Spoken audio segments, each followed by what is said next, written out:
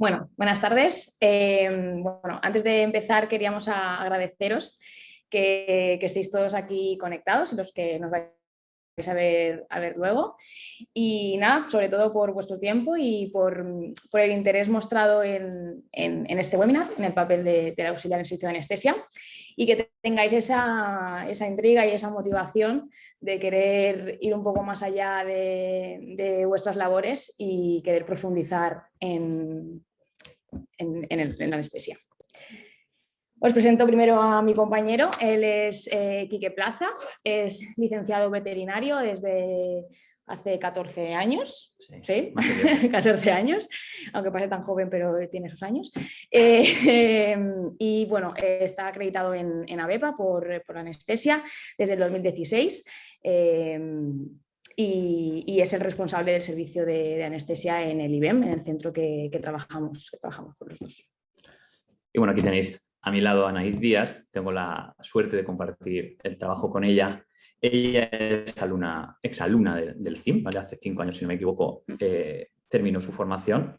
Y bueno, ella creo que es un ejemplo de lo que vamos a hablar hoy justamente, ¿no? De cómo puedes ir ascendiendo hasta llegar a una parte dedicándose a una especialidad prácticamente. Ella empezó haciendo recepción en un hospital de referencia. Luego, ya en el centro en el que trabajamos los dos, se ocupó de su recepción, pasó a hacer el papel de auxiliar. Y bueno, tengo la suerte de ocupar la mayor parte de su tiempo en mi servicio. Así que es una gran suerte haberla tenido. Y bueno, creo que es un gran ejemplo, ¿no? De cómo hemos podido formar un equipo pequeño de momento. Somos dos llevando el servicio de anestesia. Y creo que esto ya me permite, si el ordenador me deja, empezar con la charla. Bueno, primero de todo, agradeceros a todos, como decía Anaís, el tiempo que estáis dedicando y el interés. Al fin también por permitirnos hablar delante de tanta gente. La verdad que nos han dicho que son un número bastante importante de personas que se han apuntado. Y ya entrando en tema, hablábamos de lo importante que es el equipo dentro de cualquier centro, ¿no? Como decía, yo tuve la suerte de coincidir con Anaís, también tuve la suerte de coincidir con grandes auxiliares a lo largo de mi formación.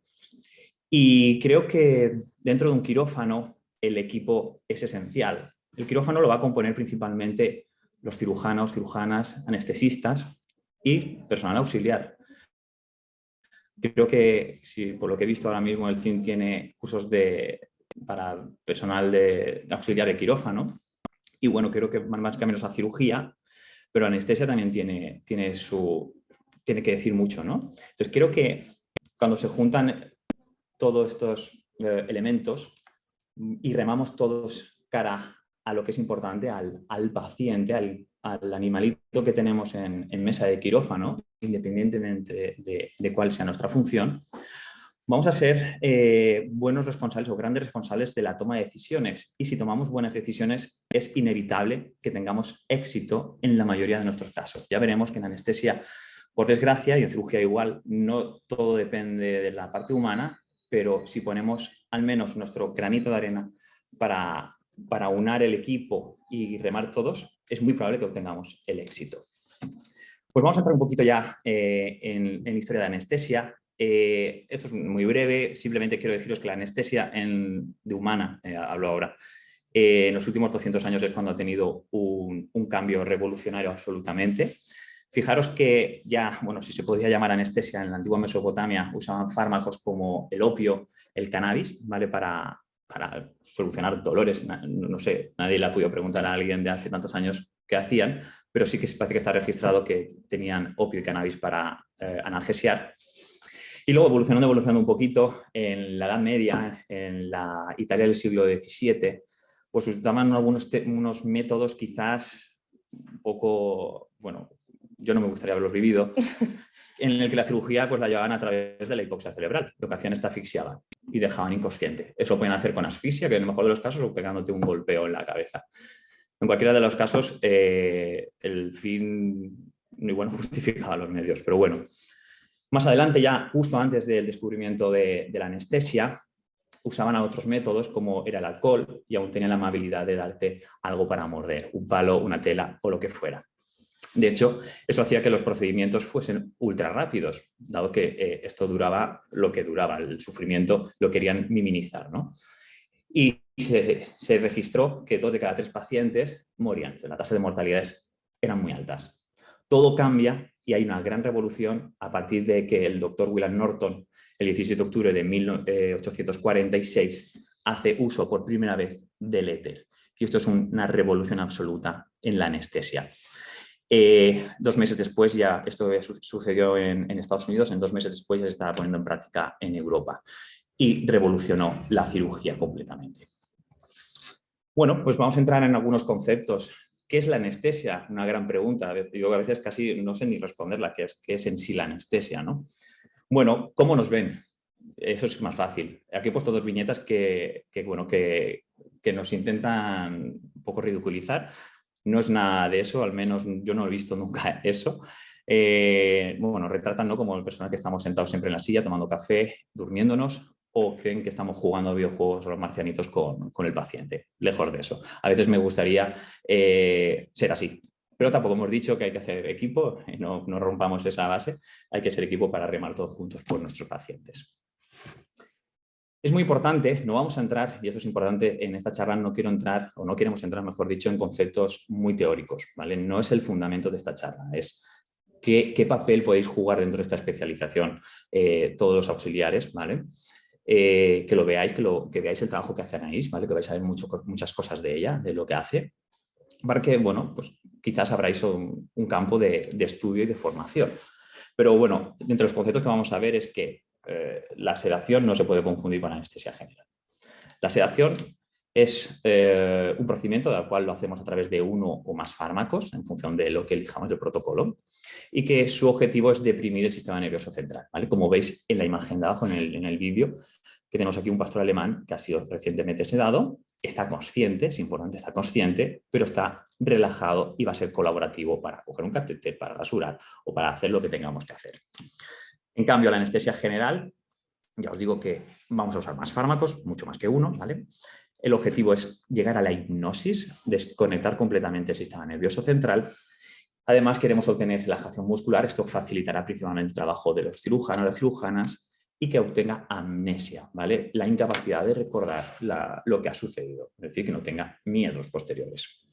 Además, vamos a conseguir una estabilidad del sistema nervioso autónomo. Eso hablaríamos del sistema parasimpático y el simpático. Eso sí, para otra charla. Y el concepto de antinocicepción, es decir, que no se desarrollen los mecanismos de dolor que se pueden desarrollar a través de la anestesia general. Nos vamos a centrar en lo que es la anestesia general y en las fases de cada una y además cómo interviene Anaís en todas esas fases, ¿vale? Vamos a ver que son 5 fases, todas ellas igual de importantes una que otra. La primera de todas es la evaluación preanestésica. Esta personalmente para mí se le da poca importancia y creo que es la base de todo, donde se va a sustentar todo tipo de decisiones. ¿Por qué? El objetivo de esta fase es conocer al paciente para individualizar su protocolo anestésico. Y aquí aparecen cosas muy importantes. Conocer al paciente. Conocer al paciente es todo. Conocer si tiene patologías previas, si toma medicaciones crónicas, si ha pasado por anestesia anteriormente y ha tenido alguna alteración. Y toda esta información que vamos a coger va a ser para individualizar el protocolo. Es decir, yo no voy a tener un protocolo anestésico para, pongamos como lo que hacemos, una exodoncia dental. Yo voy a tener un protocolo anestésico para Toby, para Luna, en función de lo que hayamos obtenido. ¿Y cómo voy a obtener esa información? Bueno, a través de la anamnesis, que va a ser el cuestionario que vamos a hacer a los propietarios que vienen con los animales, en base a su historia clínica. También haremos una exploración física muy importante. Me centraré principalmente en color de mucosas, tiempo de relleno capilar, auscultación cardíaca y pulmonar, entre otras. Bueno, y el pulso también. Y haremos uso de pruebas complementarias para complementar la información que hemos obtenido tanto en la anamnesis como en la exploración física. Y todo esto acabaré otorgándole una clasificación dentro del riesgo anestésico. Esto nos lo otorga la asociación AS, ¿vale? Es una escala que lo va a clasificar del 1 al 5 y lo va a catalogar también si es urgente o no urgente, ¿vale? Y con esto ya podré individualizar el protocolo anestésico. Dentro de esta fase de la evaluación preanestésica, nuestro papel como auxiliares, mayoritariamente lo que podríamos ayudar aquí al compañero sería la realización de esa anamnesis, hacer estas preguntas, si está con fármacos, nos cuente un poquito sobre el animal y, bueno, pues, por ejemplo, la extracción sanguínea para realizar la analítica general, que sería un hemograma y bioquímica. Y bueno, ya también las pruebas complementarias que el compañero veterinario nos indique que sería aconsejable hacer dependiendo de lo que él necesite, ¿no? Pues, por ejemplo, las radiografías de tórax, hacer una ecografía abdominal, hacer ecocardio, un poco lo que el compañero también nos indique. Eso, el auxiliar perfectamente es algo técnico que se puede realizar. Y nos ahorra bastante trabajo, al menos a mí, que tengo que estar viendo varios pacientes, me ahorra bastante trabajo y es una función completamente capacitados. Y bueno, respecto al riesgo anestésico, cuando tenemos mayor riesgo anestésico, me viene una frase de un buen amigo anestesista de veterinaria, Nacho Redondo, respecto a ese riesgo. Lo ideal cuando tenemos un paciente de alto riesgo, si no se trata de una emergencia, es decir, un paciente que necesita sí o sí ser intervenido ya, lo más importante es saber esperar, ¿vale? Y estabilizar. Y me viene esta frase, ¿no? El buen anestesiólogo sabe anestesiar, los mejores cuándo hacerlo, pero solo los excelentes saben cuándo hay que retrasar la anestesia y cómo estabilizar al paciente. Veremos más adelante que el riesgo anestésico lo podemos disminuir estabilizando y eso está en estudios, está demostrado. La siguiente fase es la fase de premedicación. Bueno, pues ya en la anterior fase hemos conocido al paciente, pues ya hemos establecido un protocolo, hemos individualizado el protocolo, ¿no? Pues aquí lo vamos a poner en práctica, ese protocolo. El objetivo, disminuir el estrés del paciente. Queremos, entre otras, que sea un paciente que pase a ser completamente colaborativo. No queremos estrés, el estrés libera catecolaminas, las catecolaminas se ponen en unos receptores que posteriormente van a ser usados por los sedantes. Entonces no me interesa que el animal esté excesivamente estresado porque si no luego el sedante es el típico fármaco que dices, pues, le he puesto esto y no se duerme. Bueno, quizás tenías un animal excesivamente estresado, habían bloqueado sus catecolaminas endógenas, esos receptores, y no te va a funcionar el fármaco. Entonces es muy importante disminuir el estrés del paciente. Y además vamos a administrar ya la analgesia que creemos que necesitamos para el procedimiento quirúrgico, lo que se llama, en un término conocido, que es analgesia preventiva, ¿vale? Entonces siempre vamos a poner ya aquí el fármaco analgésico. Y además sabemos que con la administración de sedantes y tranquilizantes y analgésicos opiáceos principalmente, vamos a disminuir el requerimiento anestésico, es decir, qué cantidad de anestesia necesitamos posteriormente en la fase de mantenimiento durante la anestesia general. ¿Y qué fármacos vamos a usar aquí? No vamos a entrar en los fármacos, necesitaríamos una hora entera de una charla para hablar simplemente de los fármacos, cómo se usan, qué dosis y qué efectos secundarios tienen. Pero sí, a grosso modo, deciros que vamos a usar principalmente sedantes, ¿vale? Entre ellos están los archiconocidos medetomidina, dexmetomidina, por ejemplo, la cepromacina, que quizás estás usando menos. Luego tendríamos los analgésicos, entre ellos los opiáceos, que son la estrella del protocolo. Y también vamos a administrar, en algunos casos, antiinflamatorios, si así se pueden administrar. Vamos a administrar antibióticos, si así lo requiere desde cirugía. Y vamos a administrar, por ejemplo, antieméticos y protectores gástricos, que también nos va a venir muy bien en esta fase. Normalmente este tipo de fármacos, los sedantes y analgésicos, se administran de manera intramuscular. ¿Vale? Entonces, lo primero que tendríamos que hacer es seleccionar dónde lo vamos a inocular. Los puntos de inyección intramuscular tenemos varias zonas, tenemos la zona glútea, la musculatura lumbar, el tríceps y la tabla del cuello, la musculatura del cuello. Esta última para nosotros siempre sería la de elección porque hemos notado que es una parte que está menos sensibilizada, con la que el paciente prácticamente no se entera del pinchacito y está más vascularizada, con lo que los fármacos hacen un mayor efecto. También es importante el manejo, ¿vale? El manejo en este momento, que es un pequeño momentito de estrés. Entonces, lo ideal sería hacerlo en una zona donde sea una zona tranquila, que no hayan ruidos, que no hayan estímulos y que no tengamos pues, corrientes de aire y tal. Dejaríamos el tiempo de espera necesario, que dependiendo cada protocolo tiene un tiempo de espera para que hagan efecto los fármacos, dejaríamos el tiempo de espera pues, necesario adecuado al protocolo.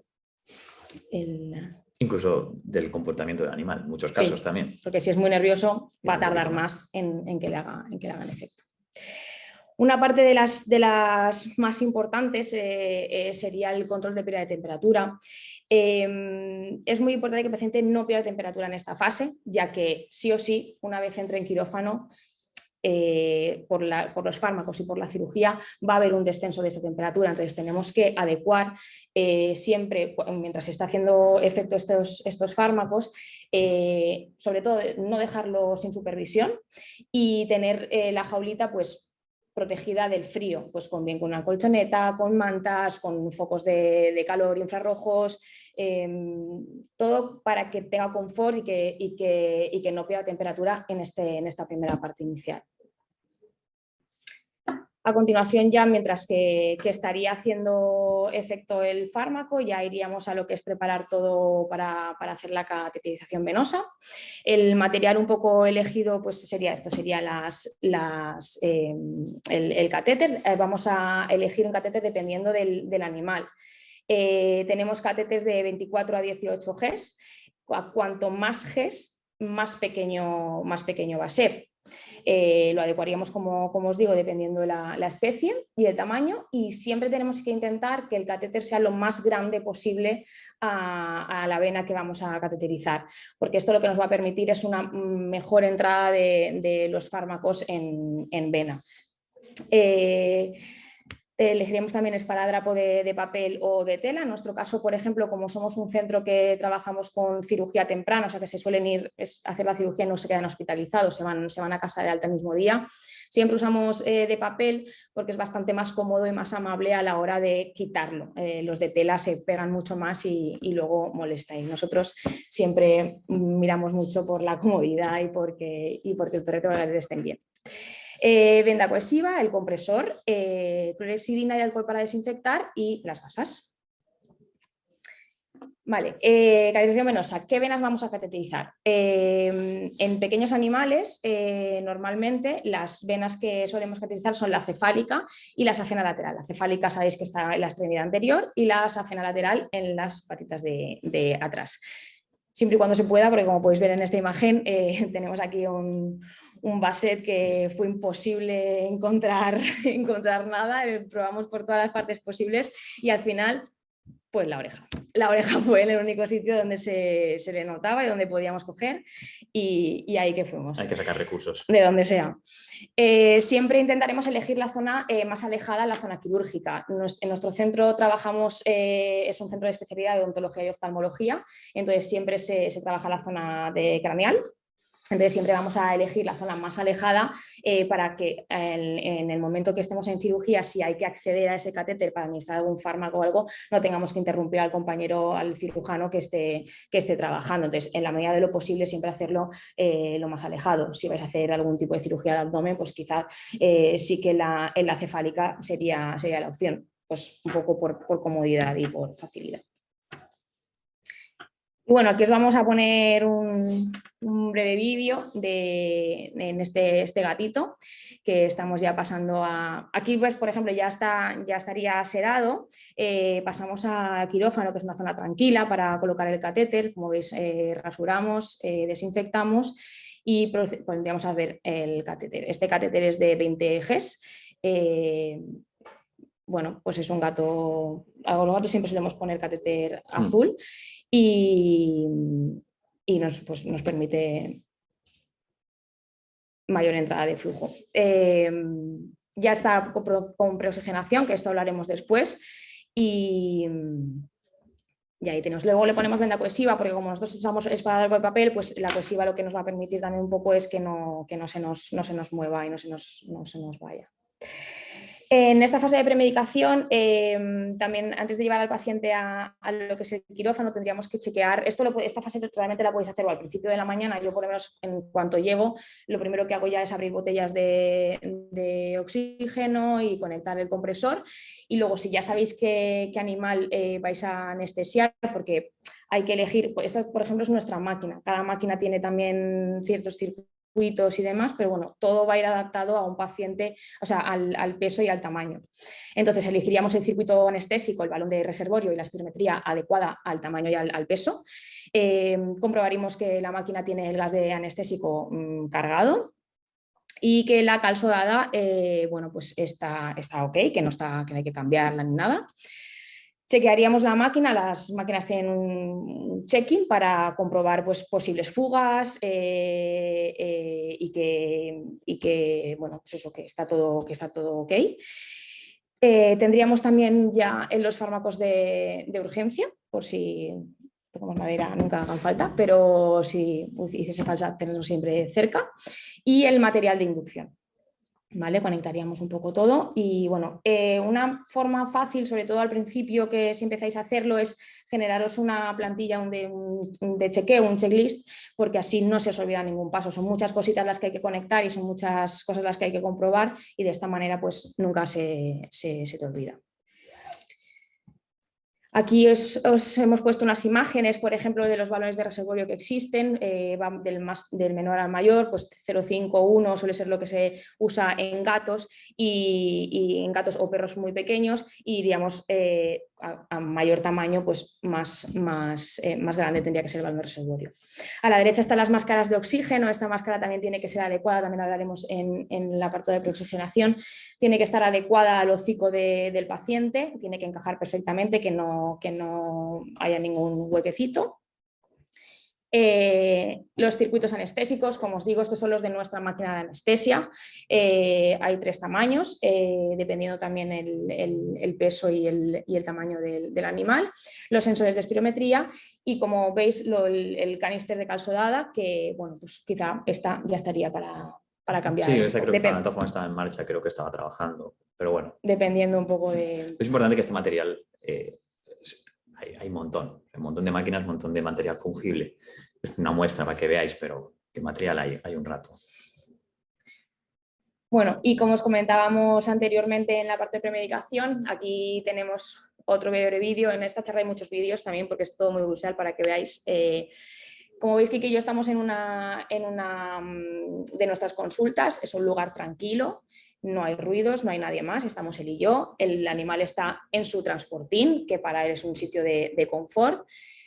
Seleccionamos, como hemos dicho antes, lo que sería la musculatura de cuello y que es menos dolorosa. Y como veis ahí, Kiki hace una rascadita así para... Sí. No veréis a Anaís, tampoco. Dice que está Anaís, pero está escondida. Yo estoy detrás de Kiki escondida porque con los gatos me dan un poco de... Pues bueno, yo creo que entre gatas no nos entendemos. Ahí está inoculando intramuscularmente el tabla de cuello y aquí tenemos el gato acechándome, ¿ves? Es que no es cosa mía, es que los gatos me miran así todos. Y pasados 10 minutos, que es más o menos el protocolo que usamos allí, es el tiempo de espera que tenemos que tener. El gato ya está completamente colaborativo, tranquilo, relajado, pues para poder cateterizar y para poder empezar a pasar al quirófano. Como veis, sus pupilas bien dilatadas con el efecto de la metadona. Bueno, los vídeos que estáis viendo no están acelerados, que vamos así de rápido en el trabajo, vamos aceleradísimos. La siguiente fase es la fase de inducción. En esta fase es una transición del paciente que lo teníamos deprimido en el sistema nervioso central a la fase que vamos a obtener la hipnosis. ¿De acuerdo? Es esa fase de transición. Esta fase nos va a permitir la intubación, ¿de acuerdo? Y aquí la intubación es extremadamente importante, por no decir que debería ser obligatoria, para proteger la vía respiratoria. ¿Y por qué protegemos la vía respiratoria? Sabemos que durante el procedimiento anestésico es altamente probable que tengamos una regurgitación pasiva, es decir, una regurgitación que no observamos. Y es fácil o puede ser probable que tengamos una aspiración de ese contenido gástrico hacia pulmón. Eso genera lo que sería la neumonía por aspiración. De ahí que pongamos un tubo, que además del tubo que tiene un sistema de neumotamponamiento CAF, que lo que hace es sellar por completo la tráquea. Y eso evita que tengamos ese aspirado. Además, evidentemente, vamos a poder administrar la mezcla de gases, el oxígeno y el gas anestésico en caso que hayamos elegido hacer un mantenimiento con gas anestésico. Aquí podéis ver dos vídeos de lo que serían dos intubaciones un poquito diferentes. Tendríamos un brachycefalo de perro arriba, en el que veis perfectamente su paladar blando, cómo aletea y cómo golpea contra la glotis, que sería lo que está justamente más iluminado en la parte ventral. Y luego se ve un poquito peor, pero también un gato persa, que es otro brachycéfalo, con el paladar golpeando sobre la glotis, aunque este se ve un poco más difícil, es un gato, la cavidad oral es bastante más pequeña.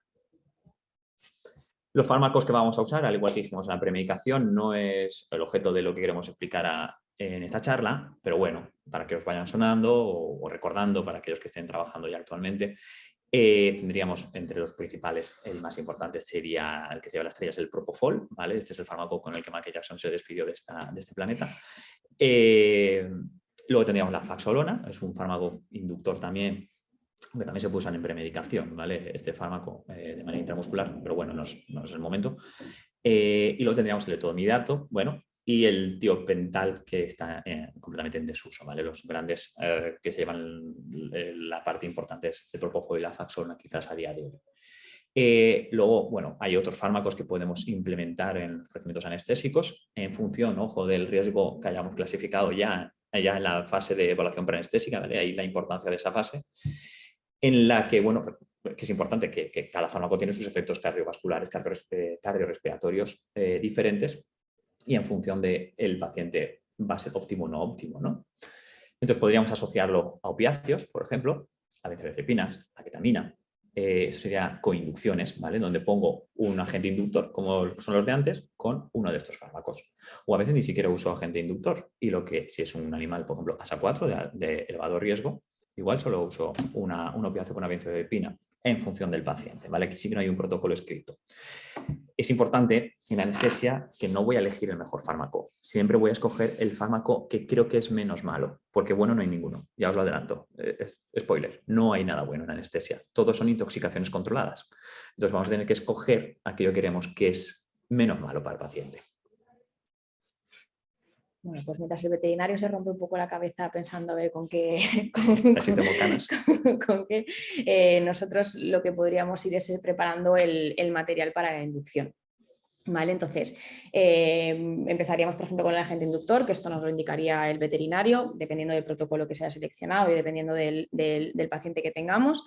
El tubo endotraqueal con el que vamos a intubar, aproximadamente elegiríamos un tamaño dependiendo del tamaño también del paciente, siempre aproximado al diámetro de la tráquea, ¿vale? que tenga. Elegiremos el que pensamos y luego siempre uno por debajo y uno por encima, porque luego a veces lo que tú crees no es lo que es. Laringoscopio para ayudarnos para la intubación. Anestésico local en el caso de gatos, que luego veremos en otro vídeo. En los gatos se les aplica un poquito de lidocaína. Existen sprays convencionales, ¿se dice? Sprays, no, comerciales. Comerciales, eso, comerciales.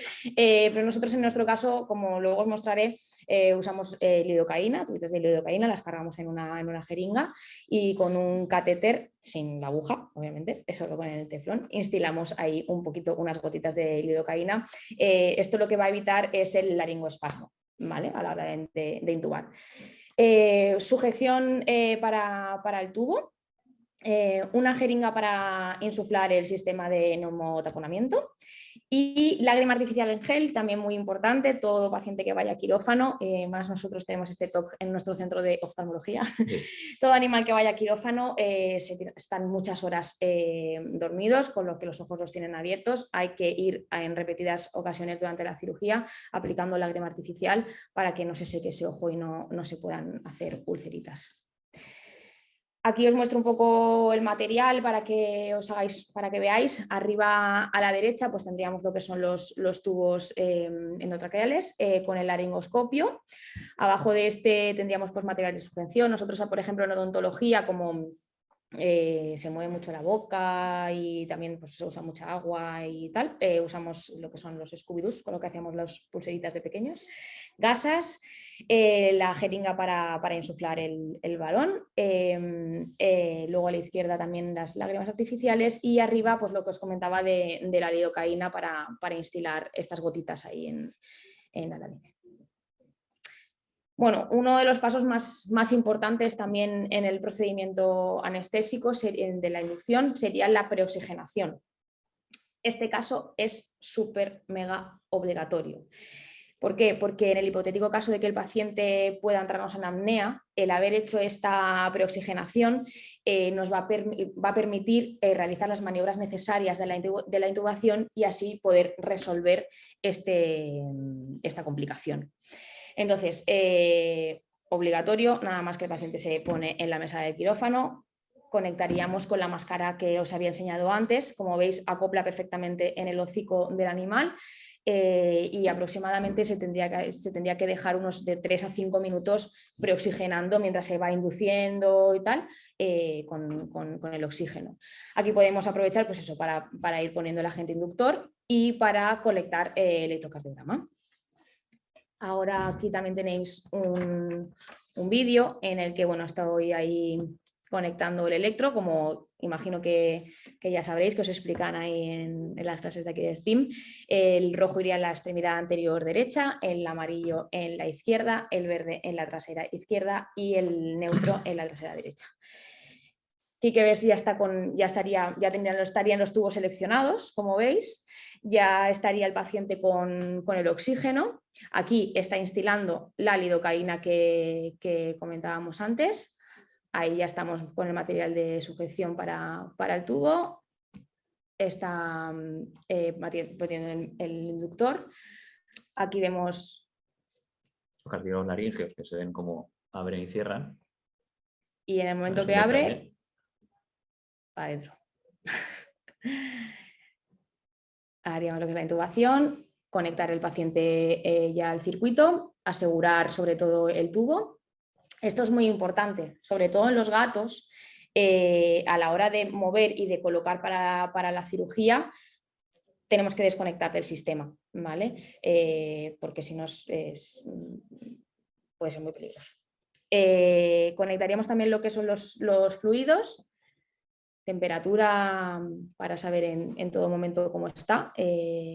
Sí, porque durante la cirugía, como os comentado antes, pierden bastante de temperatura. En la mesa nosotros tenemos también una manta eléctrica y aquí estaríamos conectando el medidor de presiones y tapaditos para que no pierdan tampoco temperatura. Es importante, aquí he intubado yo, ¿vale? Pero vosotros también podéis intubar, formando bien, practicando, supervisando. ¿Vale? Yo cuando estaba enseñando a Anaís, lo supervisa, evidentemente, ahora cuando cualquiera que intubamos, yo estoy ayudándole, ¿vale? Porque, bueno, intubar un gato solo se puede. Pero no lo recomiendo, ¿vale? Por si acaso, sobre todo si se complica y no tienes el personal de ayuda, os vais a meter en un problema y tendríamos una complicación mayor sin comerlo ni beberlo por un error que hemos cometido, por no pedir ayuda. Pero que podemos, es una parte técnica, esto lo puede hacer la auxiliar sin mayor problema. A mí, fijaros que me esté ayudando, me ahorra mucho tiempo.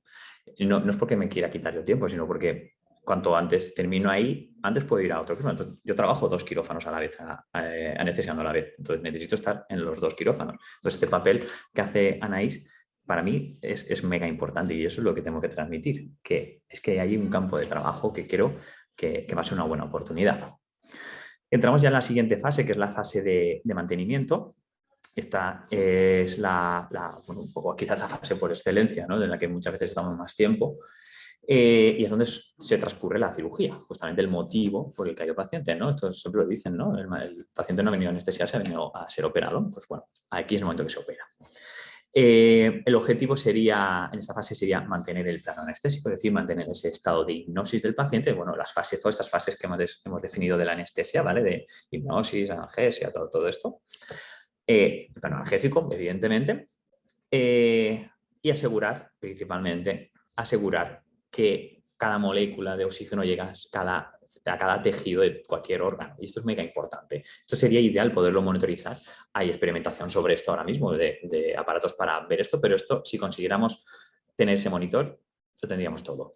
Como no lo tenemos, tenemos que ver constantes vitales, ¿vale? Y esto entraríamos con la monitorización.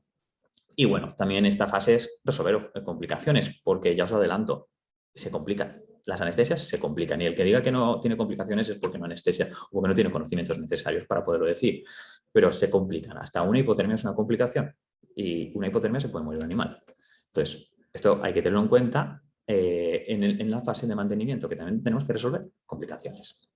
¿Y qué fármaco vamos a usar? Bueno, pues aquí hay también un poquito de todo. Entre lo más habitual son los gases halogenados. Seguro que aquellos que habéis estado en clínicas habéis visto el isoflurano y el sevoflurano, ¿vale? La etiqueta morada para el isoflurano y la etiqueta amarilla para el sevoflurano, ¿vale? Son los dos fármacos, dos gases anestésicos por excelencia. Pero también podríamos usar fármacos intravenosos, como el propofol o la Faxona, entre otros, ¿vale? Si hiciéramos anestesias, el animal está intubado, administrando oxígeno, pero mantuviésemos la anestesia con el propofol, por ejemplo, estaríamos hablando de que estamos haciendo una TIVA, ¿vale? Que es una anestesia en donde completamente el procedimiento se hace por un fármaco intravenoso. En cambio, también podríamos tener PIVAs, que eso sería lo que generalmente hacemos y pensar que no le hemos puesto nombre. Un animal que está con isoflurano, pero le estamos poniendo una infusión continua, por ejemplo, de fentanilo, porque están haciendo una cirugía de neuro de trauma, ese sería una PIVA, ¿vale?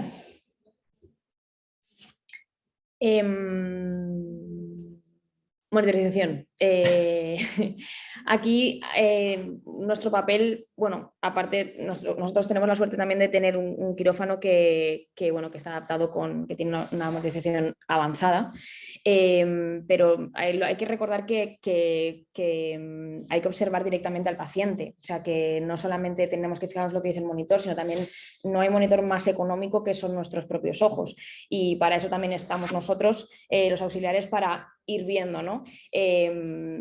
Pues ver un poco, haremos una monitorización básica fijándonos en la rotación ocular, en la posición de las pupilas, en el tiempo de relleno capilar, en color de mucosas, podríamos auscultar, y aparte de, si no contáis con monitorizaciones, pues esto sería una manera de monitorizar a un paciente. Y luego ya entrando en monitorización básica, nos vamos a quedar en la básica, ¿vale? Que lo conforma el electrocardiograma, la pulso oximetría, presión arterial, capnografía y temperatura. No quiero entrar en la avanzada, ¿vale? Tampoco sería lo que buscamos con este webinar. Dentro de esta monitorización básica, bueno, vais a ver esta imagen de monitor en todo momento que estamos hablando en mantenimiento. Voy a intentar explicar un poco qué es lo que estamos viendo, ¿no? en este monitor. Arriba del todo tendríamos el electrocardiograma, de lo que vamos a hablar, que es la imagen que vemos verde. Ahí vemos una imagen de una actividad eléctrica y al lado el numerito que pone 67, que eso es la frecuencia cardíaca. Pues bueno, este monitor lo que va a hacer justamente es mirar la actividad eléctrica del corazón para obtener justamente esa frecuencia cardíaca y, muy importante, el ritmo, ¿vale? Que lo vamos a ver en imagen. Eso nos va a decir, por ejemplo, si el animal está muy alta, que tiene taquicardia, está baja, es que tiene bradicardia, ¿vale? Y vamos a poder detectar arritmias. Y esto es muy importante, porque esto sí que va a tener repercusión, o podrían tener repercusión, una cosa que se llama gasto cardíaco, ¿vale? En la oxigenación luego final de esos tejidos que estábamos diciendo, que es uno de los objetivos a mantener la anestesia, ¿vale? En el mantenimiento. Luego tendríamos presión arterial. Muchos monitores tienen su propio aparatito. Nosotros tenemos otro, en este caso es uno de Santech, ¿vale? De Brown. ¿Qué es la presión arterial? Pues es la fuerza que ejerce la sangre que circula por las arterias contra la pared arterial. Realmente lo que estaríamos midiendo con esto es extensión arterial, realmente. ¿Y qué valor nos van a dar? Bueno, pues todo lo clásico que todo lo habremos escuchado de nosotros mismos o de nuestros familiares, la alta, la baja. Pues la alta es la presión arterial sistólica, que es la PAS, que debería estar por encima de 90 milímetros de mercurio, ¿vale? Es un valor objetivo. La baja sería la presión arterial diastólica, que debería estar objetivamente por encima de 45, y la presión arterial media, que debería estar por encima de 60. Muy importante obtener este valor, porque es el que nos va a decir que está irrigando correctamente el intestino, el riñón, el hígado, la retina, el corazón, ¿vale?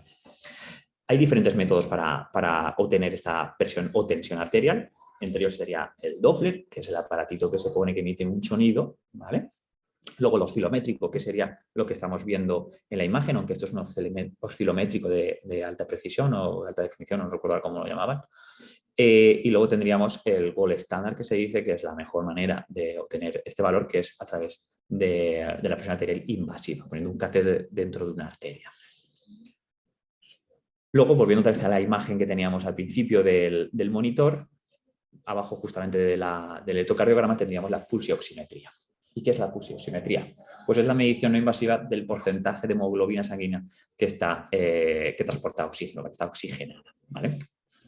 Es un aparatito, es un sensor que emite dos longitudes de onda, tiene un emisor y un receptor que pasa a través de una vascularización, de un tejido vascularizado, por eso lo ponemos en la lengua, en la oreja, en mucosa vulvar, prepucio, interdigital también lo usamos nosotros, entre los dedos también, a veces en el dedo justamente lo ponemos también. Bueno, cualquier sitio es válido más allá de la lengua. Y aquí me interesa mucho la imagen que emite el PULSI, ¿vale? Porque el PULSI normalmente nos centramos en el valor numérico, ¿no? Que tiene que estar por encima del 96-97%, aquí está el 99% en la imagen, pero es más allá de eso. A mí creo que me aporta mucho más información la curva, ¿vale? La forma de la onda, de cómo se mueve, ¿no? Podemos decir que con esa imagen, yo simplemente viendo eso, te puedo decir que el animal está vasoconstreñido o es potencialmente un animal que está vasoconstreñido, es decir, que los vasos los tiene bastante cerrados y que además necesita volumen. Solo viendo la imagen. Entonces, creo que es un elemento a tener, que sí, que puede tener muchos artefactos, que los animales que son oscuros no lo va a leer, que si hay movimiento va a haber artefactos, pero creo que se debe tener. Y bueno, el valor nos puede obtener un valor también de frecuencia de pulso. Está muy bien para cuando hay, como en el monitor veréis que justamente hay 66 en verde y 76 en azul, pues no coincide justamente la frecuencia cardíaca con el pulso, y no es que eso fuese una patología, es que esto es un artefacto del monitor, que puede pasar a veces, pero es interesante tenerlo. El siguiente parámetro nos iríamos en el monitor abajo del todo, el que es amarillo, y que sería la capnografía. ¿Y qué mide esto? Es la manera no invasiva de medir el CO2 exhalado. Recordar que todo organismo vivo coge oxígeno y exhala CO2, ¿vale? Eso indica que está vivo. Y el animal que está anestesiado vamos a aportarle nuestro oxígeno y vamos a medirle el CO2 que exhala. Lo vamos a medir justo principalmente en la salida de la vía aérea, ¿vale? Entre el conector del tubo endotraqueal y nuestro circuito. Y nos va a obtener una imagen, que es la que veis abajo del todo en forma de rectángulos. La vais a ver en rectángulos perfectos porque este animal está en ventilación mecánica y nos está dando esta imagen tan perfecta. Eso es el capnograma. Y además nos va a dar una medición. Veréis que hay un 46, que eso es el CO2 expirado. Los valores normales están entre 35 y 45. Este animal habría que pulir un poco la ventilación mecánica para meterlo en esos parámetros, ¿vale? A veces intencionalmente los dejamos que estén un poquito más hipercámicos, que sería la referencia que están por encima del valor 45 de CO2. Y también os diría la FiCO2, esta que veis, es la fracción inspirada de CO2, que sería el cero que veis ahí, no está inspirando nada de CO2. ¿Por qué? Porque está pasando por un circuito que es circular y que tiene un sistema de cal soda que absorbe ese CO2. Esto es importante, ¿vale? Si la cal soda, antes la imagen que decíamos que estaba morado, la cal soda había virado de color. Si la cal soda estuviese saturada, veríamos que el CO2 inspirado, ese cero, pasa a tener un valor de 2, 3, 4, 5, y puede empezar a subir, ¿vale? Yo a veces lo he visto subir cuando se saturan muy rápido, hasta 12. Entonces, esto se ve rápido. Y el 12 que veis aquí abajo, no la fracción inspirada, es la frecuencia respiratoria, ¿vale? Es la manera de medir la frecuencia respiratoria, que además la estoy programando yo con la ventilación mecánica. Hay una parte del monitor que no vamos a explicar, que se llama monitorización avanzada, que es la del lado izquierdo, que es la espirometría de la ventilación mecánica, de lo que estoy programando. Veríamos la presión a la que entra el gas, veríamos el volumen que entra al minuto, veríamos cómo se distiende el pulmón, veríamos muchas cosas con eso, pero eso es monitorización avanzada.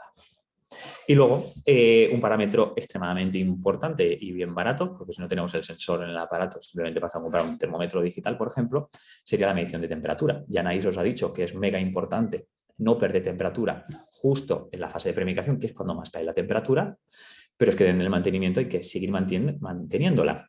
Y esta temperatura la vamos a medir a través de una sonda que podemos meter en el esófago o vía rectal. Lo que sí que aconsejo, pues si la hemos metido en el esófago, jamás. Bueno, perdón, si la hemos metido rectal, jamás la metamos vía esofágica, es una guarrada. Entonces, si elegimos rectal, rectal. Si ponemos esofágica, esofágica. Y si no, pues una esofágica y un termómetro digital vía rectal y lo tenemos. Es importante contar con dispositivos activos.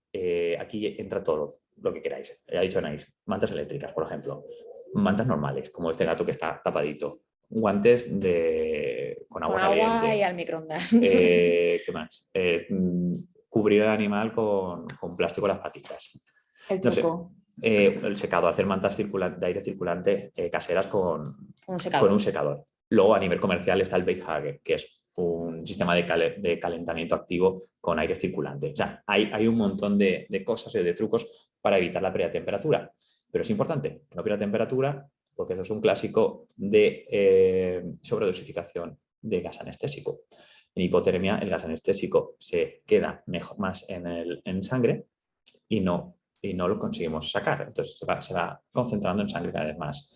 Y tenemos animales que al requerimiento anestésico del inicio era óptimo, pero cuando está hipotérmico está sobredosificado y ya tenemos uno de los problemas. Entonces, cuidado, entre otros, cicatrizaciones, etcétera, etcétera. Intercambio de metabolismo le cae, intercambio de CO2 cae, todo. O sea, la temperatura es esencial.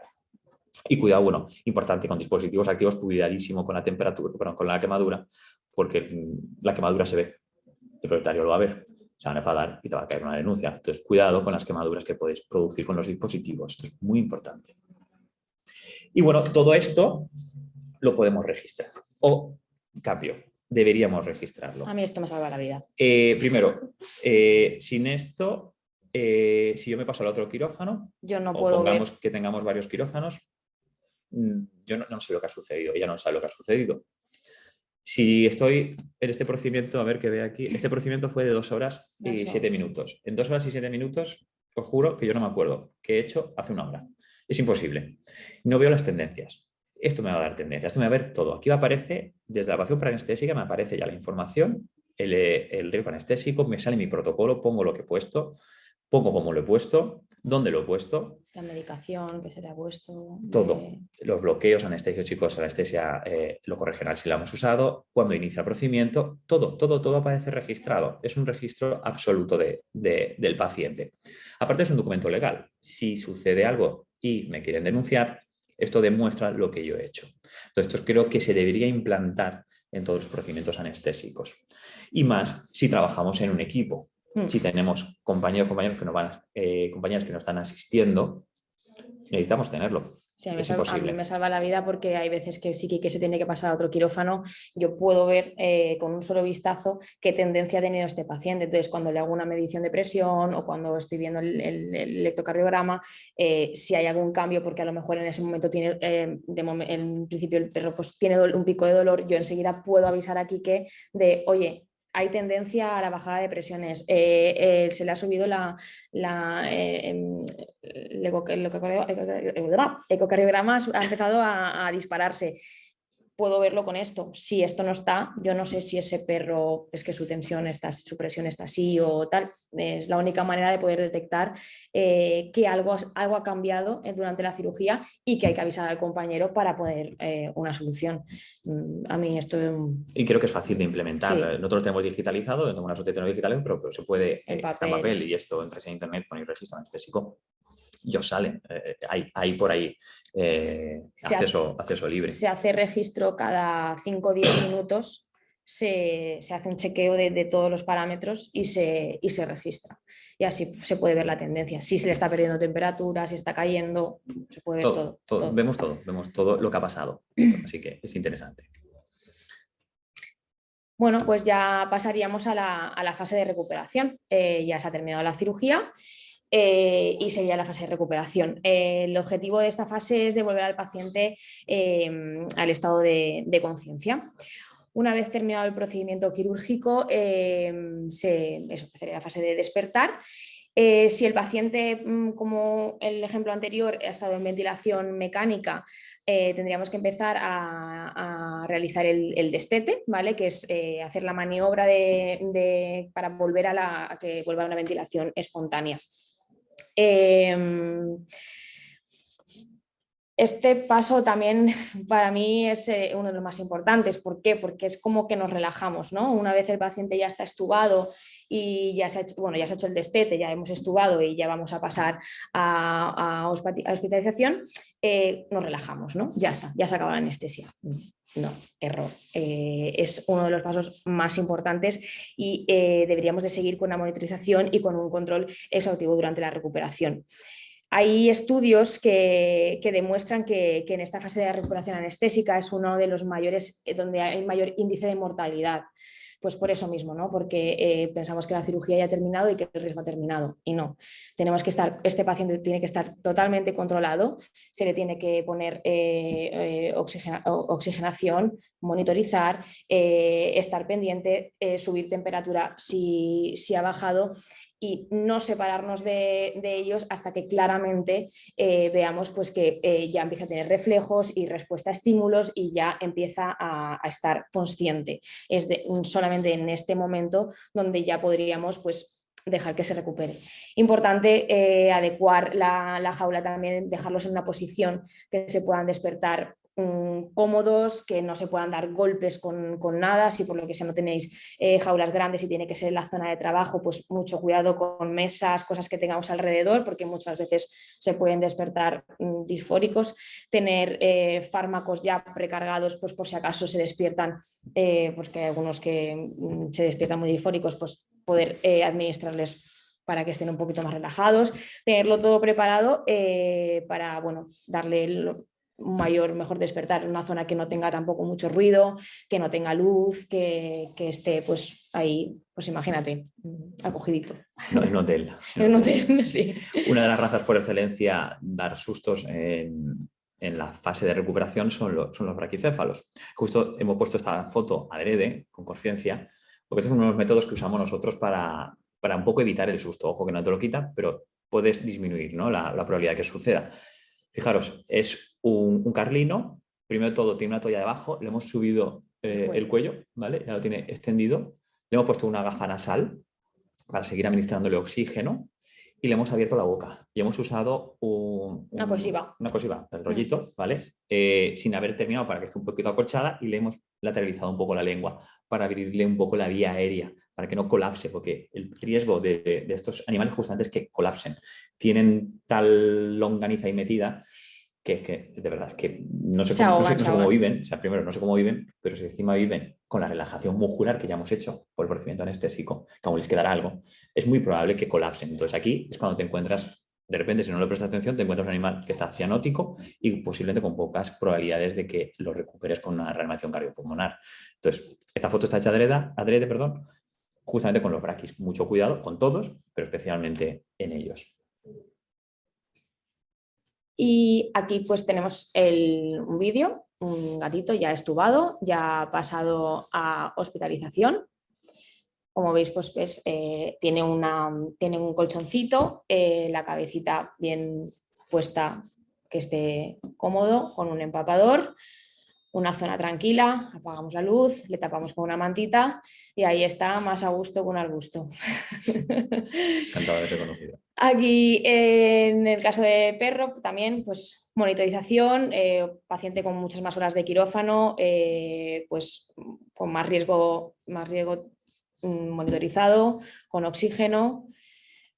Y bueno, ya en este momento, este es domingo, uno ya que está a puntito de irse a casa. Y darles cariño y amor, que es muy importante en la recuperación, que eso es esencial. Hacer con ellos lo que queráis que hagan con vuestros perros. No se lo he ensayado eso. Y bueno, el resumen, ya estamos llegando casi al fin, solo queda un vídeo así explicativo con todas las fases. Aquí tenéis un poco el resumen de lo que hemos hablado. A destacar, pues eso, la realización de la anamnesis y de las pruebas complementarias, preparación y administración de los fármacos, la premedicación y todo lo que hemos visto, cateterización, preparación del material anestésico, puesta a punto de máquina, circuitos, adaptar toda la máquina al paciente que va a ser anestesiado, chequear esa máquina que no haya ninguna fuga, que esté todo ok. Haríamos lo que es la inducción y la intubación, monitorización durante el proceso de cirugía y después, y el control de recuperación. Y bueno, pues aquí, como os comentábamos, pues esta es nuestra sala de prequirófano y quirófanos. Como veis, hay 2 quirófanos simultáneamente. Entonces, pues bueno, la demorado que camina tanto soy yo. Un día tengo que contarme los pasos que hago al día, porque unos cuantos. Y bueno, pues esto permite precisamente tener auxiliares que sepan detectar, sobre todo, pues cambios en el paciente anestesiado, avisar al compañero y ayudar a muchísimas cosas, pues desde la administración, la premedicación, desde poner el catéter, bueno, pues todo lo que hemos dicho un poco, y permite tener 2 quirófanos a la vez trabajando y, bueno, pues mayor tranquilidad y seguridad. Al final, para lo que estamos ahí es un equipo, estamos todos trabajando a una y bueno, y sobre todo pues velar por la seguridad de ellos y por el bienestar de ellos. Creo que tenéis de verdad un papel esencial dentro de un quirófano y ojalá que cada vez sea más presente, de verdad lo digo. Creo que nosotros no podemos evolucionar si no tenemos personal auxiliar especializado. Esto se ve muy bien en países anglosajones, donde no se entiende, no se concibe un quirófano sin personal auxiliar entrenado. Yo no podría hacer mi trabajo, y eso que soy 2 quirófanos, pero imaginaos los centros donde hay más quirófanos. Es inviable para mí llevarlo, si a la cabeza me va a estallar, al menos me puede ayudar. Entonces, tener a Anaís en mi caso es esencial. Entonces, creo de verdad que el papel que viene en el futuro, creo que es esencial que podáis, o creo que es muy importante que podáis especializaros. Sé que es difícil, sé que hay poca oferta, pero bueno, esperemos que esto cambie. Y bueno, creo que aquí tenéis no recuerdo el nombre de este perro. ¿Capitán? No, perdón. Sé que era muy pesado, veis, es un perro altamente nervioso que no paraba, era imposible pararlo. Ahora veréis que cuando lo premedicamos y cuando han pasado casi 10 minutos, que es más o menos el tiempo que esperamos, aquí estoy haciendo lo clásico, premedicar en el cuello, pero fijaros, está que cae y aún así no para de ladrar. Luego esperamos un poquito más, siempre hay que esperar el tiempo necesario y ya, bueno, conseguimos por fin descansar nosotros y los vecinos de arriba, que ese día creo que nos llaman. Y además, sí, de verdad. Aquí cargamos ya, pues eso, comunicación. Y Anaís, una vez acelerada, porque no para de ir rápido, cogiendo catéter. Aquí lo veis, que estamos ya separándolo y aislándolo de la mesa para que no pierda temperatura. Y bueno, y cateterizando una vena safena lateral.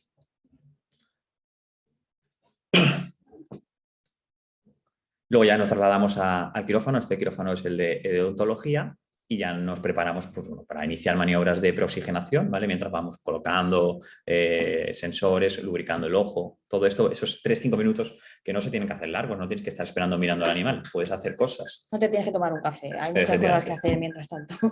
Y nada, fijaros, antes decíamos que vosotros podéis intubar, aquí vais a ver, yo le asisto a Anaís para que lo pueda hacer más cómoda. Y bueno, vemos la vía aérea lista de capitán, si es que se llamaba capitán. Yo creo que sí. Y nada, intubando. Ahí tiene un poquito de reflejo de tos, por eso veis que se mueve acelerado. Y nada, procedemos a asegurar la vía aérea, a insuflar el CAF o el sistema de neumotamponamiento y listo para conectar al circuito. Aquí una de las cosas que hacemos es las cosas básicas, ver al paciente, ¿no? Ver si tiene reflejo. Este tenía reflejo palpebral, aunque el globo lo tenía rotado ventromedial, que había entrado en fase de plano anestésico, como tiene que ser. Y bueno, aquí vemos un poco una imagen de la monitorización que estábamos haciendo. Estábamos haciendo ventilación mecánica, seguro, y aquí ya está poniendo el antibiótico para cirugía. Y esto sería la fase de mantenimiento. Lo que, bueno, en este procedimiento nos echamos unas cuantas horas en odontología, 3-4 horas. No sería raro. Y cuando pasa eso, pues bueno, procedemos a recuperar al PRT. Lo primero que vamos a hacer es extubar, ¿vale? Vaciamos el sistema de neumotamponamiento y extubamos. Y aquí Anaís se lo va a llevar, en este caso no lo llevamos a la zona central, no a la zona de hospitalización, por tenerlo más controlado. Y nada, eso sería un procedimiento resumido, muy rápido, un procedimiento completo. Y nada, que agradecidos de haber estado aquí, como decíamos, agradecidos de haber compartido tiempo. Que ojalá tengáis más interés y queráis profundizar más en esto y bueno. Y que hagáis el tonto también, quirófano, que también está bien, profesionalmente, sí. Pero también está bien divertirse de vez en cuando. Así que nada, muchas gracias. Ahora si tenéis algunas preguntas, nos lo van a ir pasando y vamos a intentar resolver si las sabemos. Si no las sabemos. Hasta el momento, la primera no sé si Sí, se debe responderla, pero dice, Pues ya empezamos bien. dice, ¿realmente renta tanto hacer un curso de especialidad sobre la anestesia? Claro, ahí vosotros no sabéis. Pero hay tanta demanda. Sí. Y para el centro, sí, renta. Creo, a ver, si Yo creo que sí. desde el punto de vista veterinario, yo me quiero coger vacaciones una semana y aún no sé cuándo me voy a coger porque no tengo nadie que me sustituya. Es decir, hay demanda, estamos buscando, hay demanda no solo conmigo, sino con otros compañeros que nos dedicamos. Si hay demanda de anestesistas, por su propio peso va a tener que haber demanda de auxiliares, porque es necesario. Las nuevas incorporaciones de centros, de grupos inversores que están comprando grandes centros y tal, quizás va a hacer que estos tengan demanda. No te puedo responder exactamente, pero mi percepción, ya son 14 años y otros 5 metido en la veterinaria, es que esto está cambiando absolutamente. Creo que está bien subirse al tren. Yo me subí al tren cuando salió la acreditación y creo que mal no ha ido. Yo me subiría, por si acaso, si te interesa, evidentemente. Si no tienes interés, quizás no es tu especialidad. Hay otras que yo no quiero haber otras demandas. Sobre todo es un plus extra, yo creo, para nuestro currículum, para nuestros conocimientos y a la hora también de acceder al mercado laboral. Yo creo que yo hoy por hoy voy a cualquier centro y digo que he trabajado mano a mano con el anestesista y que, pues, aparte de todo el papel que hace un auxiliar, que también lo hago, o sea, aparte de, yo qué sé, preparar material, de limpiarlo, de esterilizar, de tal, estar especializado y que se pueda quedar el quirófano sin que el cirujano se pueda solamente centrar en lo que es la cirugía. Solamente su trabajo es la cirugía y tener a un personal al lado cualificado que pueda estar velando porque el paciente que le está operando esté bien. Vamos, yo no me lo pensaba para mí y si yo tuviese un centro, 100% sí que tendría alguien. Sí, no, es que de verdad creo que está cambiando. Sinceramente, yo no me imaginaba trabajar de anestesista exclusivo. Yo trabajaba haciendo de todo veterinario y además anestesiaba. Y la demanda está ahí, ha llegado, yo creo que ha llegado. Entonces, bueno, no sé si rentará, no sé, es buena pregunta, pero no sé si rentará. El tiempo no lo dirá. Alba pregunta, dice, ¿recomendáis catetizar al paciente siempre cuando ya está sedado? Depende, aquí no... Sí, por evitarle estrés. También yo creo que el manejo que se tiene en una clínica, nosotros lo hemos visto muchas veces, que ya ese mismo paciente ya ha sido operado, ha sido castrado, ha sido tal, y se nota un montón pacientes que tienen miedo o que tienen... O sea, que tiene un recuerdo malo. Y a mí me pasa mismo con mi propia perra, antes de ser auxiliar. El manejo que tú tengas con ese paciente, si ya premedicas y sedas, tú le estás quitando una cantidad de estrés brutal. Entonces, luego a la hora de manejarlo, ese paciente ya no tiene ese estrés, ¿no? De uno sujetando, yo qué sé, yo creo que yo he trabajado de las dos maneras y para mí 100% recomendable esta manera, sobre todo por trabajo más rápido y más y mejor y también más seguro, no nos vamos a engañar para nosotros mismos y también le quitas un estrés a ese animal brutal, sobre todo también los gatos que son mucho más estresables, un pinchacito. Dejarlo. Es cierto que nosotros trabajamos con pacientes que no son emergencias vitales. Claro. Si te viniese un paciente muy postrado, quizás yo cogería el catéter antes, claro. Pero no lo cogería porque tengo que sentar o premedicar al paciente, sino porque posiblemente mis compañeros de hospitalización tienen que trabajar para estabilizar a este paciente. Y luego ya veré si lo voy a premedicar intravenoso o intramuscular. Pero si el paciente es una cirugía de elección. La típica, una esterilización. Pues bueno, sí, si el paciente es ultra colaborativo, el típico labrador que se siente y te da la pata, pues venga, sí, no está mal. Pero si podemos minimizar el estrés, yo minimizo el estrés. Claro. Vale, eso es todo lo que se decía, mucho estrés, catecolaminas liberadas, los receptores se bloquean, los fármacos empiezan a fallar. Bueno, no a fallar, sino que no tienen sitio donde actuar. Entonces, tener en cuenta eso. Bueno, mucha gente agradeciendo, que es muy interesante. Uno dice que es genial. Será familiar igual. Dice Miguel, ¿recomendáis poner en brachiocéfalos la vía antes de empezar con la sedación? La sedación. Yo en braquicéfalos soy partidario no de coger el catéter porque se pueden estresar. Estos sí que se pueden estresar y colapsar. Es más, soy partidario de hacer premedicación con los propietarios. La tranquilidad que ellos pueden aportar es bastante importante y creo que es un buen manejo hacerlo con ellos. Y fíjate que yo no soy gran amigo de pinchar delante de personas que no entienden lo que estamos haciendo, porque veréis que podéis encontrar con todo y que le pinchen el cuello a veces le puede parecer Un poco impactante. agresivo, sí. Pero bueno, en estos pacientes sí que sería yo de sí hacerlo intramuscular sí o sí y hacerlo con propietarios. Eso sí, cuando yo premedico a un paciente braquicéfalo, lo que tengo ya es preparado todo el material, todo, porque este es el que me puede dar la urgencia. El mayor riesgo, antes decíamos que en la recuperación, la premedicación o inducción puede estar ahí también, ese riesgo.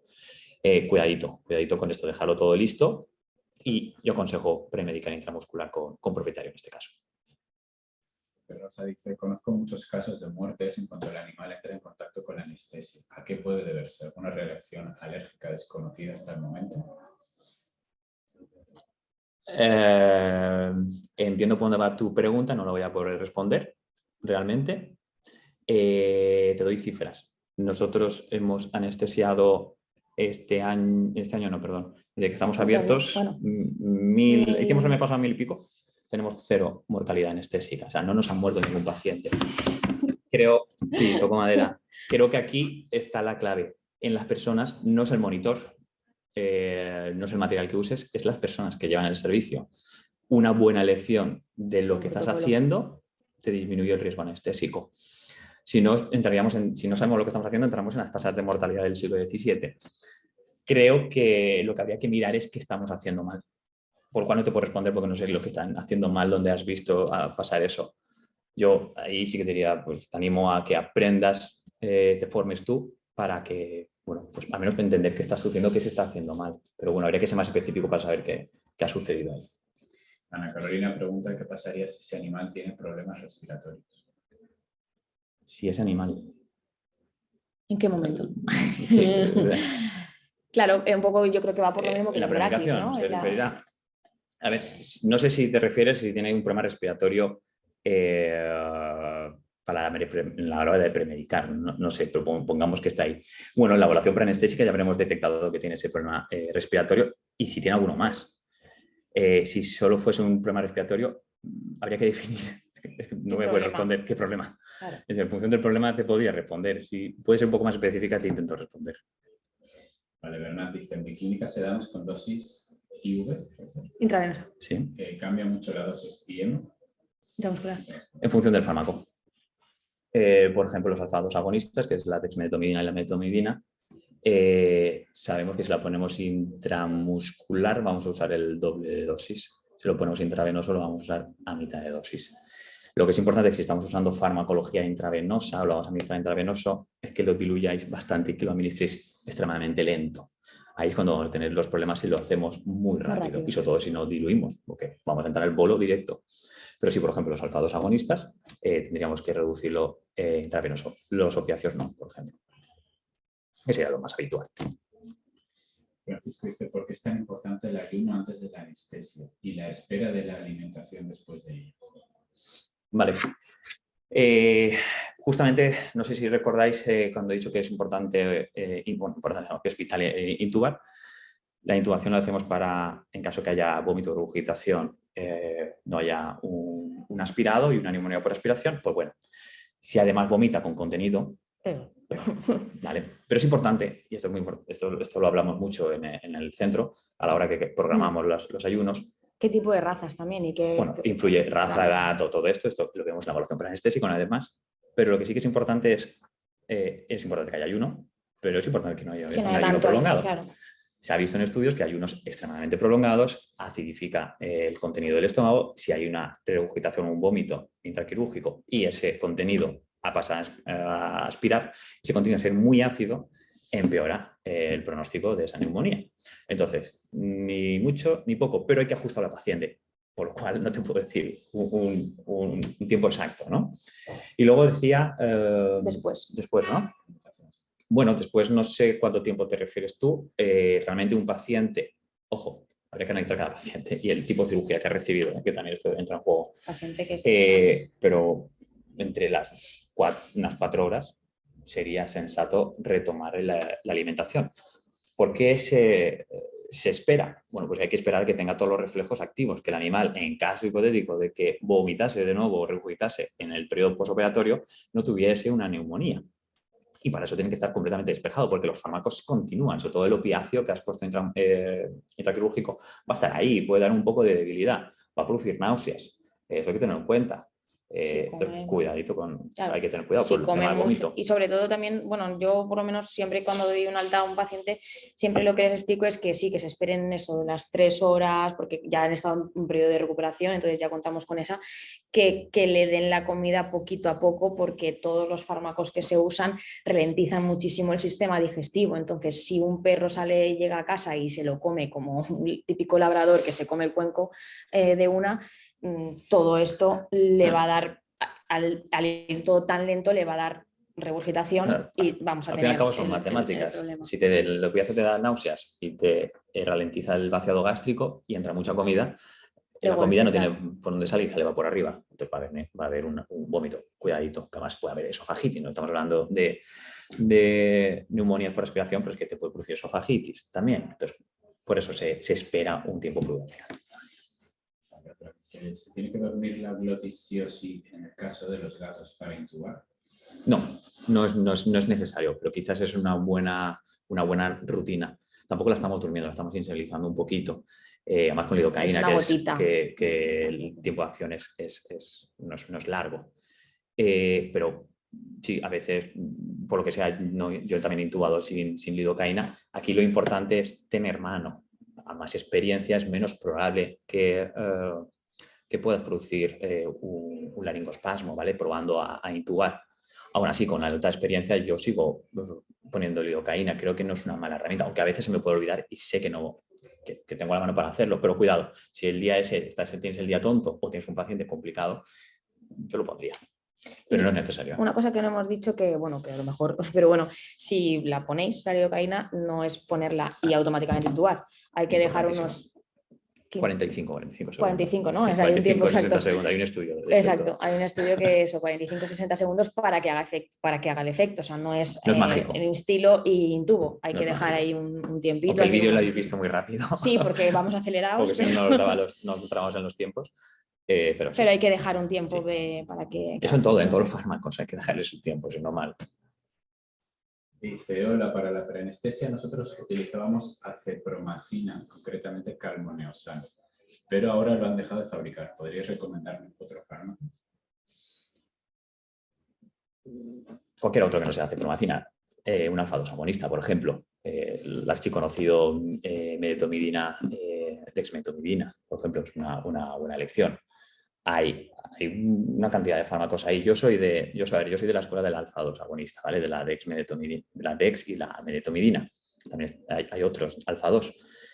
Es cierto que la acepromacina la he usado y sí, también había escuchado recientemente que no se encontraba al menos fácilmente. Pero bueno, yo miraría pasar a un alfa-2 agonista, a una dex o una medetomidina, que además son baratos relativamente. Y bueno, combinaciones, esto es lo que he visto, hay un montón de fármacos ahí donde entra en juego, pero insisto, esto sería ya para otra charla de farmacología. Marta pregunta si en animales mayores hay que tomar alguna precaución extra. Pues sí, eso también entra justamente en la evaluación preanestésica, cuando vemos, si hemos dicho antes, enfermedades y tal, la edad entra en juego. Los geriátricos son pacientes que, por ejemplo, van a termorregular peor, van a tener menos condición magra, va a tener más grasa, y eso algunos fármacos que se adhieren a la grasa pueden llevar a la sobredosificación, por ejemplo. Van a necesitar menos requerimiento anestésico, cuidado con las sobredosificaciones dentro del quirófano. Es altamente probable que tengan alguna patología concomitante. Esto también es importante, justamente en la evaluación preanestésica, averiguar si tiene algo que tengamos que tener en cuenta, aparte de que sea mayor. Que sea mayor no es un problema anestésico como tal, yo siempre lo explico de la siguiente manera. Si yo enfrento a un paciente sano de 1 año y un paciente sano, que es un perro de 15 años, pero sano, no es que tenga más riesgo el paciente mayor, si tengo conocimiento, saber de que ese animal tiene unas condiciones especiales, ¿vale? Como la que he dicho, sino que ante a la presentación de una complicación, la capacidad fisiológica que tiene el animal de 1 año es mucho mayor que la que tiene 15 años. Entonces tengo que actuar mucho más rápido o quizás no voy a poder actuar tan bien como actuaría con el de 1 año. Esas capacidades fisiológicas es algo que tenéis que tener en cuenta. Entonces sí, hay ciertas particularidades en los animales geriátricos, al igual que los tienen, por ejemplo, los pediátricos neonatos, al otro lado. Ana Carolina, que es la que antes ha preguntado de los problemas respiratorios, especifica que es a la hora de premedicar. Sí, pero justamente me refería a qué tipo de patología respiratoria, si es de vías altas o vías bajas, ¿vale? Estamos ante un problema, por ejemplo, Pero, vías altas como los braquis y como tal, que pueden braquicefálicos, colapsar, es que mejor esto premedicar. lo hemos Exacto. hablado, y de vías bajas habría que concretar una vez más qué tipo de enfermedad estamos hablando a nivel pulmonar. Pero bueno, sí, cualquier problema de pulmón hay que tenerlo en cuenta. Y de hecho, volvemos a la premisa. Si es un problema pulmonar que podemos estabilizar, que lo estabilicen antes, ¿vale? Antes de entrar al quirófano. Si es posible, si el procedimiento quirúrgico lo permite, ¿vale? No estamos hablando de un paciente que se le ha roto el bazo y ahí entras a lo que haya, ¿vale? El animal es ASA 5, sabemos que se va a morir desangrado en menos de 24 horas. Entonces entras con todo. Vale, las 3 últimas. ¿Qué sedación sería la más adecuada para un perro cardiópata? Pues mira, esta pregunta me la visualicé. Hay que definir qué es cardiópata. No te puedo responder.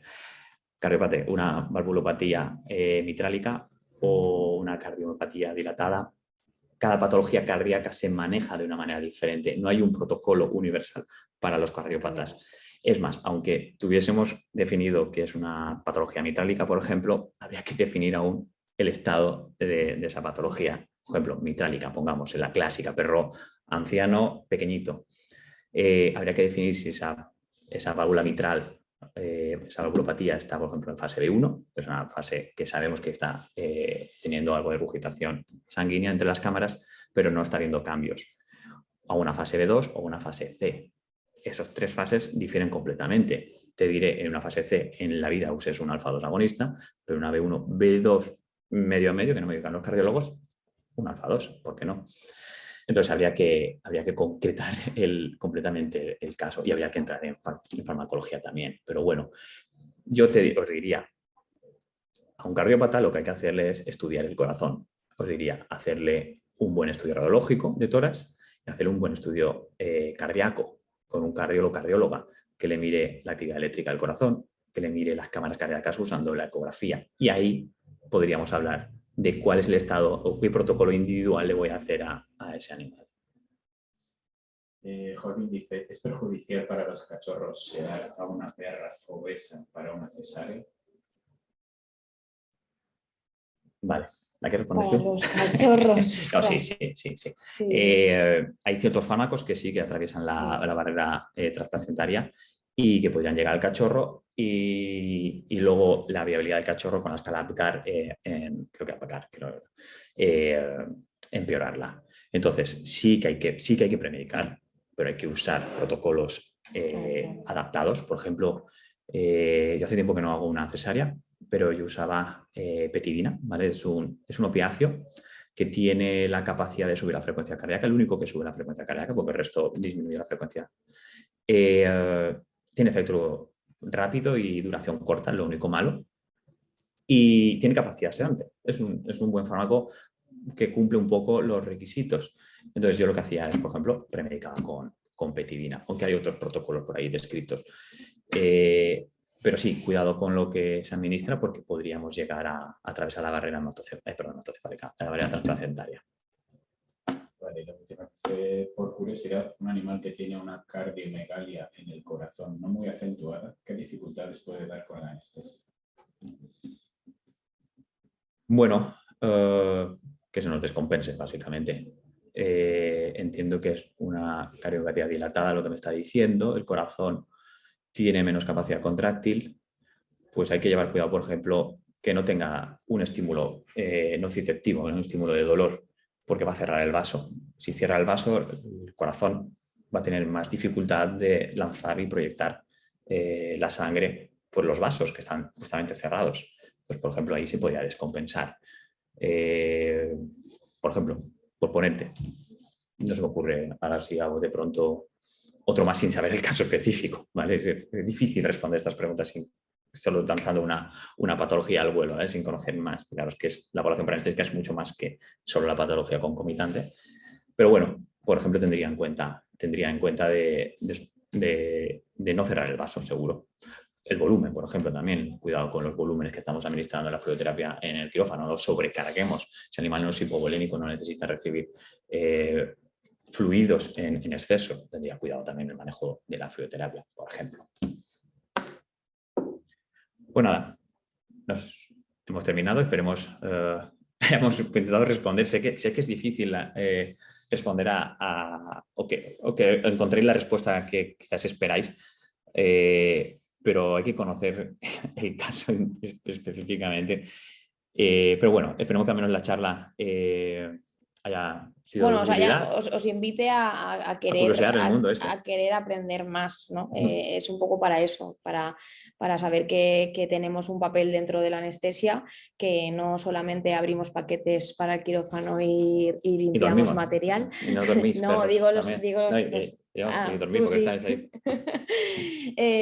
Que podemos hacer más cosas, que bueno, que yo tengo la suerte de estar con Quique, que me ayuda y me enseña un montón, pero que ojalá que salgan, porque todas las preguntas estas que tenéis y a lo mejor profundizar un poco más, pues daría para 3-4 días de formación.